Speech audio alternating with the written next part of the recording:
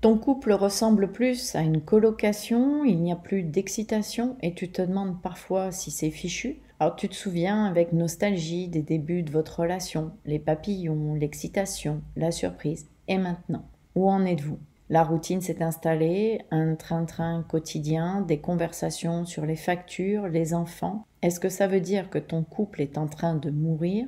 Pas forcément. Voyons ensemble dans ce nouvel épisode du podcast Secret d'Alcôve comment relancer la complicité entre vous. D'abord, nous parlerons de pourquoi la routine s'installe, comment savoir si c'est vraiment la fin ou si c'est juste une phase dans ton couple et après, je te donnerai 3 clés pour réveiller la complicité dans ta relation. Bonjour et bienvenue dans ce nouvel épisode du podcast Secret d'Alcôve. Je suis Nathalie Marco, coach en relations amoureuses et passionnée d'astrologie. Et chaque semaine, je t'accompagne pour t'aider à transformer ta relation, à raviver la complicité et à retrouver le bonheur à deux.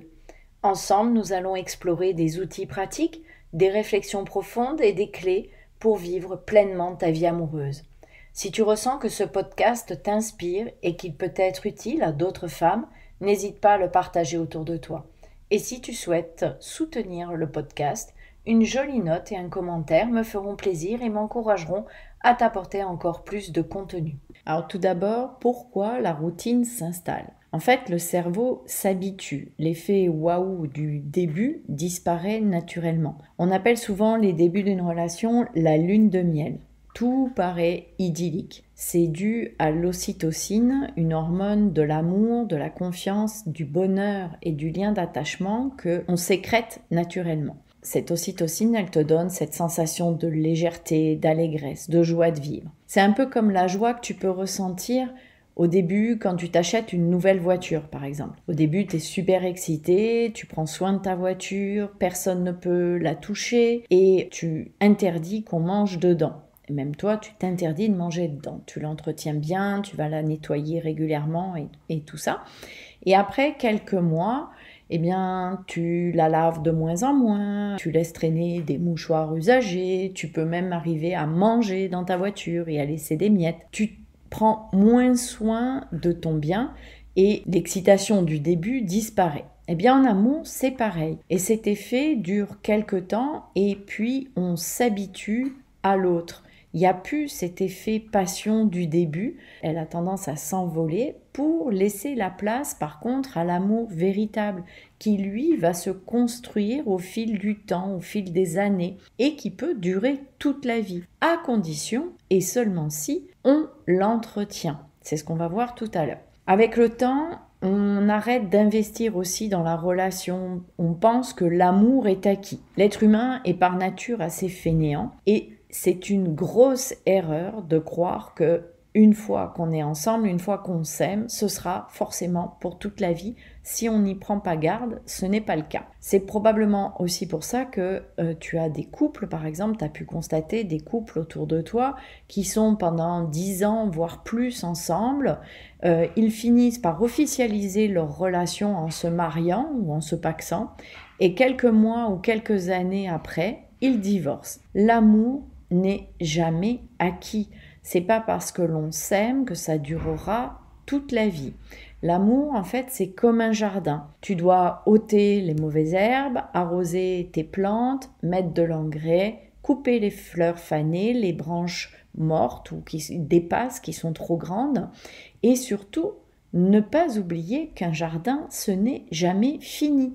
Il faut régulièrement et jusqu'à la fin de tes jours l'entretenir. Eh bien, les sentiments, c'est pareil. Et même si l'un ou l'autre n'est pas totalement indépendant financièrement, il peut te quitter.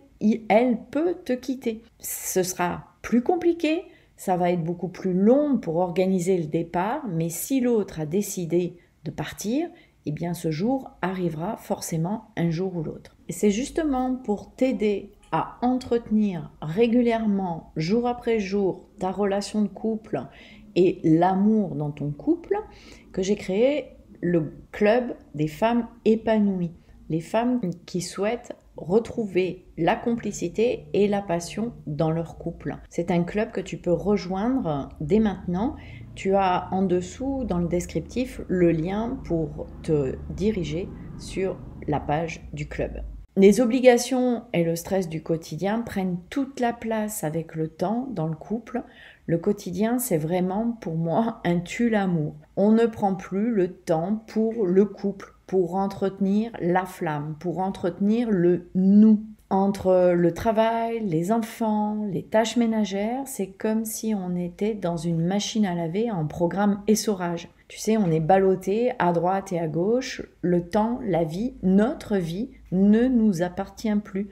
Et c'est difficile dans ces conditions de prendre du temps pour soi, de trouver des moments pour soi, pour se ressourcer. Alors qu'en fait, c'est super important que chacun puisse se ressourcer, se nourrir d'activités ou de moments qui nous nourrissent. Ça peut être simplement aussi de se poser tranquillement pendant 1 heure, par exemple, par semaine, pour lire un bon bouquin, si c'est ton kiff, tu vois. Il faut se souvenir qu'un couple, c'est 1 + 1 = 3. Si tu te nourris intérieurement, tu auras des choses à partager, que ce soit des émotions, des ressentis, des expériences à partager avec ton partenaire. Si tu ne le fais pas, peu à peu, tu vas perdre de ton rayonnement intérieur, de ton feu intérieur.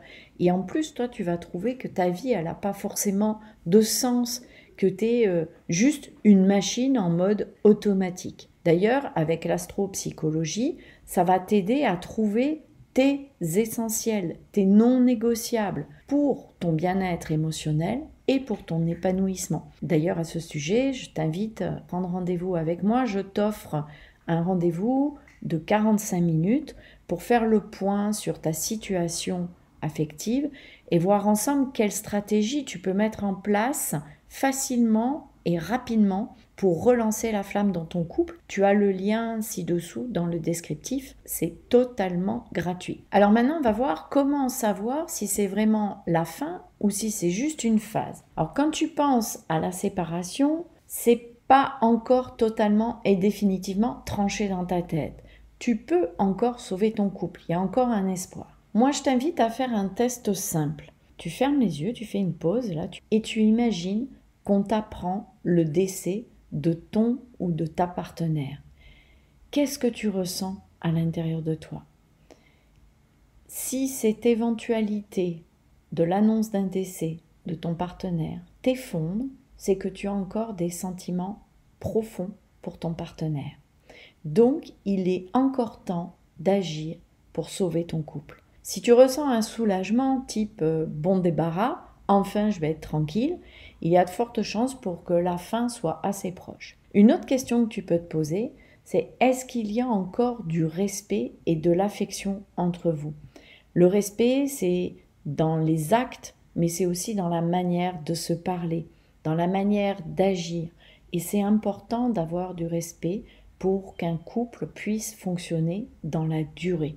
Alors comment faire aussi la différence entre une relation qui s'endort juste à un moment, c'est ponctuel, c'est une phase, et une relation qui est toxique et que tu dois absolument arrêter. Une relation qui s'endort, les sentiments, même s'ils sont parfois enfouis et que tu as l'impression qu'ils ne sont plus trop là, dans une relation qui s'endort, les relations sont encore là, même si tu n'apprécies plus autant qu'au début les moments que vous partagez tous les deux.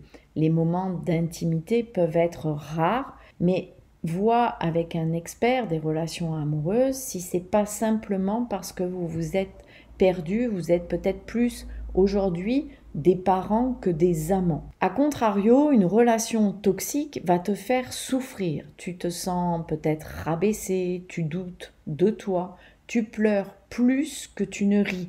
Les disputes, les cris ou la violence peuvent être quotidiennes, voire plusieurs fois par jour. L'intimité est compliquée car tu n'as plus envie de rapprochement. L'autre te fait peur peut-être. Tu peux aussi ressentir une boule au ventre à l'idée de te retrouver seul avec ton partenaire. Dans les cas de relations toxiques, la séparation est la seule issue pour toi, pour ta santé à toi, pour ta santé physique, mais aussi ta santé mentale. J'attire quand même ton attention sur le fait qu'il ne faut pas tout de suite cataloguer l'autre de pervers narcissique. Aujourd'hui, tout le monde dit avoir une relation ou avoir eu une relation avec un pervers narcissique ou une perverse narcissique. Or, ils ne sont que 1% de la population. Par contre, on peut tous, selon les circonstances, être plus ou moins manipulateurs parce que ça nous arrange que ça aille dans un sens qui est plutôt favorable pour nous. Deux personnes peuvent très bien être toxiques l'une pour l'autre et ces deux mêmes personnes, dans une autre relation, ne sont pas du tout toxiques avec un autre partenaire, tu vois. C'est exactement ce type de choses que l'on peut déceler dans une étude astrale de couple. Je rappelle que même avec juste une date de naissance de ton partenaire, on peut avoir quelques indications sur son tempérament. Bien évidemment, ce sera moins précis que si tu as son heure et son lieu de naissance. Et d'ailleurs, si tu veux savoir ce que t'apporterait une étude astrale de couple, tu as le lien dans la description en dessous pour prendre rendez-vous gratuitement avec moi. Je t'offre 45 minutes pour faire le point sur ta situation et voir ensemble si l'étude astrale peut t'aider et surtout voir ensemble quelles sont les stratégies que tu peux mettre en place pour relancer ta relation de couple. Voyons maintenant ensemble 3 clés pour réveiller la complicité. Pour briser la routine, la nouveauté est un super pouvoir et c'est de proposer une activité inédite à faire ensemble. Alors ça peut être une activité sportive, mais ça peut être aussi tout simplement un restaurant en tête-à-tête. Ça peut être un week-end à deux. Si vous ne l'avez jamais fait, en plus, ça fait vraiment l'effet nouveauté. Souvent, quand on est parent, on ne fait plus rien tous les deux. On fait toujours tout avec les enfants. Ça tue l'amour. Peut-être une soirée un peu plus sexy, si c'est quelque chose qui vous plaît, un peu plus haute. Ça pourrait être l'occasion de vous rapprocher. L'effet de surprise est important pour briser la routine. Ça peut être aussi de s'envoyer des sextos en journée, pendant qu'il est au travail, pendant qu'elle est au travail. Ça pourrait permettre de relancer le couple. Ça peut être simplement aussi d'aller faire un spa ensemble ou un massage en duo, une balade dans la nature. Essaye d'organiser la chose sans prévenir l'autre, si ce n'est de le prévenir que ce jour-là, il faut qu'il soit libre ou elle soit libre et qu'elle bloque son agenda, que vous bloquiez tous les deux l'agenda. Créez des rituels de couple. Une soirée spéciale par mois, par exemple. Et vous prenez rendez-vous pour la première, par exemple, vous bloquez votre soirée dans la semaine. Attention, aucune excuse pour annuler. Il faut prévenir à l'avance si vraiment il y a un rendez-vous professionnel qui s'installe ou un déplacement qui n'était pas prévu, tu préviens à l'avance, d'accord? L'un et l'autre, vous devez vous prévenir à l'avance. Mais organise un rituel une fois par mois, chacun votre tour, vous choisissez un thème pour la soirée et tu fais la surprise à l'autre. Celui qui organise va s'occuper non seulement d'organiser la soirée, mais s'occupera aussi de placer les enfants, de gérer, de prévoir la babysitter ou d'organiser avec les grands-parents ou peut-être des amis, quelqu'un de confiance à qui tu peux confier pour une soirée, par exemple, tes enfants. Qui doit commencer? Toi qui m'écoutes, parce que tu es là et que si tu es là, c'est que tu as bien envie de réveiller la complicité dans ton couple. Donc, commence-toi par initier ce premier rendez-vous. Le mois prochain, ce sera à l'autre d'organiser. Tu lui expliqueras qu'il devra tout gérer, y compris les enfants et la surprise de A à Z. Et que toi, tu le referas dans 2 mois. Vous datez lors de ce premier rendez-vous, vous redatez le prochain rituel, la prochaine soirée en tête-à-tête. Tu peux aussi lui faire une surprise, sans aucune raison. Ça peut être même un simple message inattendu. Il y a une phrase magique que j'ai découverte il y a quelque temps et qui, chez nous, fait son effet. Cette phrase magique, tu peux la chuchoter à l'oreille de ton homme ou, si tu n'arrives pas à exprimer ce genre de choses, tu peux lui envoyer un SMS, ça marche aussi, ou un vocal. Un simple « merci » mon amour, mon cœur, ou le petit surnom que tu lui as donné quand tout va bien, merci d'être présent dans ma vie. Tu verras, cette simple phrase peut faire des miracles dans ton couple, parce que l'autre se sent important auprès de toi. Et ça va vous rapprocher, j'en suis certaine. Tu peux me dire d'ailleurs en commentaire si tu as testé déjà cette phrase ou si tu la testes. Reviens me dire en commentaire comment ça réagit et comment ça se passe entre vous depuis. Cette phrase, tu peux la redire de temps en temps. Pas tout le temps, il ne faut pas que ça devienne une habitude et que ça perde de sa valeur. Mais une fois par mois, lui dire merci mon amour d'être présent dans ma vie, merci mon amour de tout ce que tu fais pour moi, pour la famille. Des choses comme ça, c'est magique. Tu peux aussi lui faire un petit cadeau comme une fleur que tu as trouvée sur Parcours quand tu as fait ton jogging le matin. Regarde à ce sujet le podcast que j'ai fait sur les langages de l'amour. C'est important de donner à l'autre ce dont il a besoin pour se sentir aimé. Alors si tu te reconnais dans cet épisode, dis-moi en commentaire quelle est la première action que tu vas mettre en place pour briser la routine dans ton couple. Si tu as aimé ce podcast, like. Et puis, partage avec une amie si tu penses que ça peut l'aider à briser la routine dans son couple. Je te souhaite une très belle semaine et je te dis à mercredi prochain pour le prochain épisode du podcast Secret d'Alcôve. Ciao, bye!